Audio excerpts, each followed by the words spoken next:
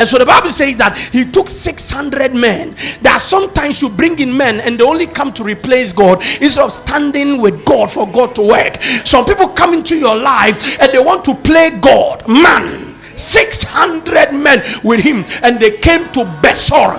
Now Besor, he said they came to Besor Ravine. Now Besor means pleasant or delight. Now when they came there, where some stayed behind, 10, the verse number 10 says, for 200 men were too exhausted to cross the ravine, but David and 400 men continued. Let me help you understand this. When they were coming, there were 600 men. Then they got to a place. The place is called Besor, and Besor means delight. And he saw there pleasantness. It means Eden. Eden means pleasantness. So Besor, they came to a place where the environment was good for them. They couldn't get hurt any more further than they have already been hurt. They wanted to stand with David, but they couldn't let go of the delight of that environment. Do you know there is a level any human being can go with you? They will go with you as long as it doesn't hurt them to kill them. They will go with you as long as it doesn't hurt them to do what? Kill them. But the moment they begin to feel discomfort, they walk out, because they come to a place where their delight, their pleasure is stretched out so much that everything unpleasurable they can't bear. Everything unpleasurable becomes unbearable to them. And in the same way, we have marriages where in the beginning it was all pleasure and delight. When it gets to a time that it begins to stretch beyond delight, it begins to go beyond Besor, then the people begin to walk out. Marriages that were raised in the courts of God, blessed with all promises and vows, but people begin to run off. Are you hearing me? Why? Because they can't go beyond Besor. If it is not delightsome to them, they cannot stand. And anybody that is a breaker of suffering must understand that you come to the place of dryness. You come to Besor and understand, let not everybody can go with you beyond Besor. That is why if you are telling your secrets to people, you should be wise. Only a fool has a secret to tell every day. Because there are some people, they can't go beyond a certain level with you, and they will expose you. So when you are dealing with people, if you want to break the back of suffering or stop suffering, you should be careful how you open your doors to people. And so I cannot tell you private things about myself. I can tell to some people, but not to everybody, because you must know who can go with you to the next level. There are some people, whenever they get to Besor, if you are telling them that where we are going there is no delight, they will begin to betray you. They will betray you. And so you must not be too quick in making friends. You must not be too quick in telling your issues. Not everybody is worth hearing about your pain. Not everybody is worth hearing about your issues. You should be careful. It doesn't matter how a person is anointed. It doesn't mean that their mouths are bridled. So he is anointed on his head, but his mouth is let loose. And there is no anointing that bridles the mouth. Once he can't contain it in the head, you are not safe. That is why me bet me actually me said ya you will be with them hanoma me can't change say me here dey we be da. But then you want to met me afro be jack way. Because they get to Besor and some people are falling away. Know who can go with you. There are some people, if they are falling, now let me tell you something. There are some people, if they come to Besor Ravine and they are pulling away, now person hold you honor, they will hurt you. So learn to let some people go.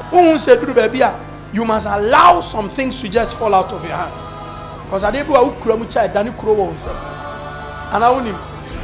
Because the iron tree plug now it's giving you signs that it will hurt you tomorrow. James, when your hands will turn red.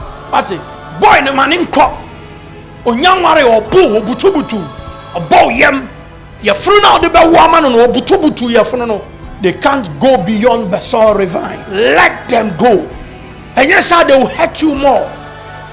They will offend your credibility. They will ridicule your function and make people think that God is not with you.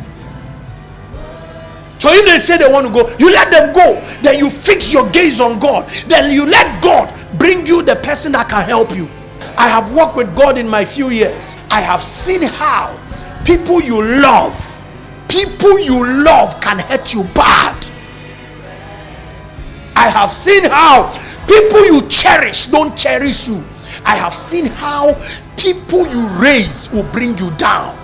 I have worked with fathers, and my experiences with them always keeps me on the alert, because you don't know who will hurt you. Ministry survives on the dignity of a reputation, and if one person begins to rubbish your dignity to your own sons and daughters, that person will kill your future. And in the same way, some of you are in relationships. What will be call out? Let the person go. Any relationship, you are not yet married to the person, because where Jimmy Abu Akwasia, Jimmy Further. And some of you are entertaining the person. The person is telling you that they have come to their ravine. Those days when you were cooking for them and giving them money, stealing from your uncle and giving to him every time, she was okay. Those days when you were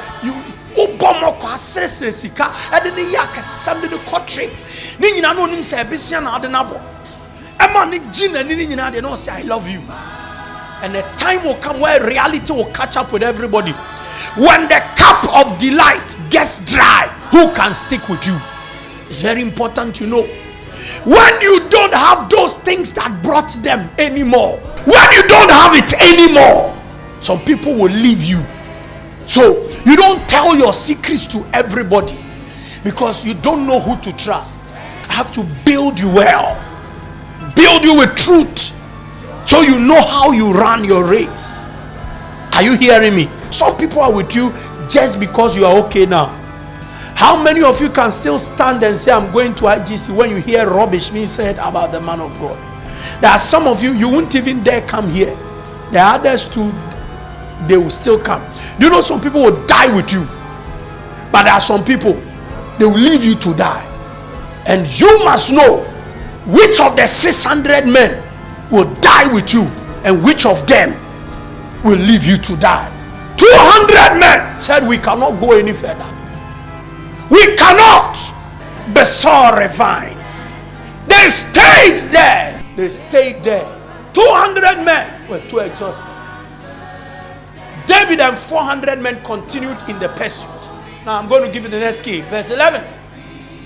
The next key to breaking. They found an Egyptian in a field and brought him to David.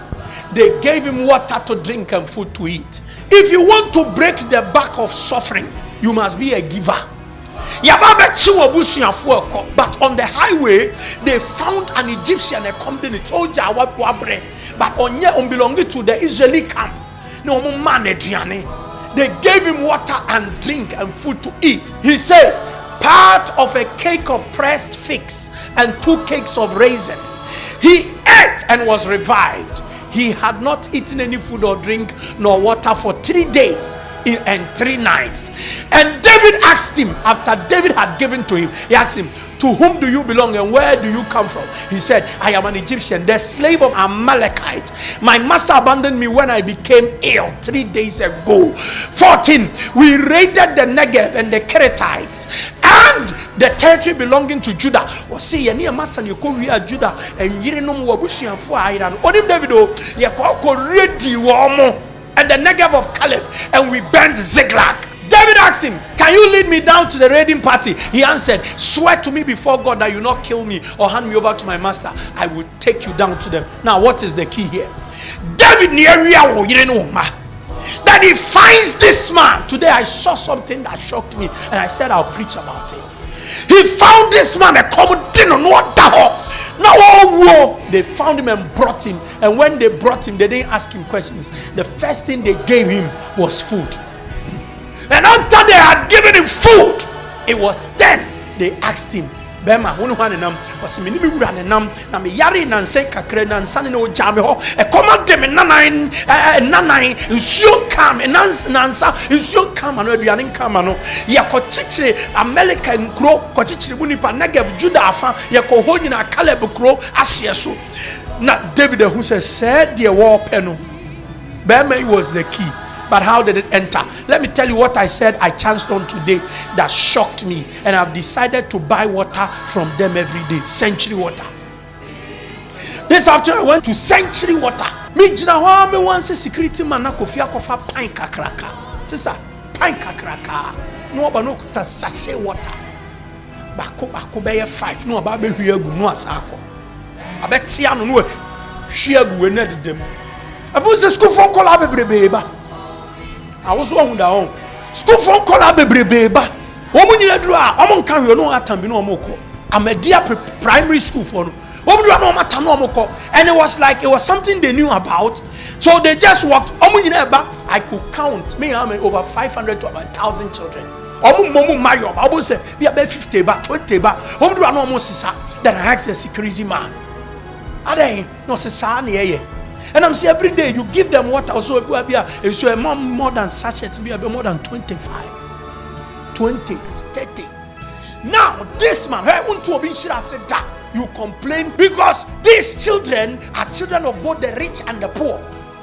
Both the rich and the poor. Na se ni ni fa nhwe nom. No nya bodwo wo ne kra mu na nani tia. Onyi se aketu apama. Giving is a key to breaking suffering. But there are some people, the moment you mention giving, they run away. You don't do anybody good when you give to them. You do yourself good. Now when him say nkola ni pa no ma fa nsuo no. Then they say every day I hear Jumabia. Monday, Tuesday, Wednesday, Thursday, Friday, Saturday. So let's say every day they spend like 30 bucks on the school children whom they never know and who tomorrow some of them they will never meet. And some of them are going to grow to become mighty men. A brand new break on be an century baby should be yamba and moi. Our baby will be crucial. I will be here, so be best step in. Because of this act, God will remember. Why? Because we know of the story of Hezekiah. When Isaiah went to prophesy, he says, "She said, "Fear is a man saying, I will be who." Or trying to hear dining, young and patent to the hearing, or say, "Radic idea, my ye." A radic idea. Me say, I was shocked. If you know me, who are food down? No, I say, "Jamie, shut in his Uncolan way back." No, a Christoforma, Incamoforma, Etistima, or Pia Fabinum. Now, security no more diagro, Uncolabu to be fatu. No, I don't know about question about him, but the bedroom feeling you have been. Why won't God bless the person? And I decided in my head, even I didn't tell the young lady that was with me, I decided, so from this day, if I cannot do that to children, meaning to me, that's why every day he hears you, you don't will be because at least I know say he has a good heart. They wouldn't 30 bucks a day. Every day on a whole. Every day on my reformer. Every day we only be able to see. God is not wicked. I didn't hear what I said. For such a person, God can never be wicked. And David feeds the man. Be a giver. Don't give when it's okay with you. A lot of people, they give only when it's okay. And they give when they will be applauded in public. No. And say no. Don't be a public giver, for you are not an MC. MC ni a friend bani pembeka sachire nipa. Ya kenyina. Don't be like that. So be enu awo here dia mutimi nya papa. O papa ye mfenim. No. A true giver doesn't even want anybody to see. I pray. As we break the back of suffering, apply the key number 2 for tonight. Be a giver when nobody is watching. I didn't say just be a giver. I say be a giver when nobody is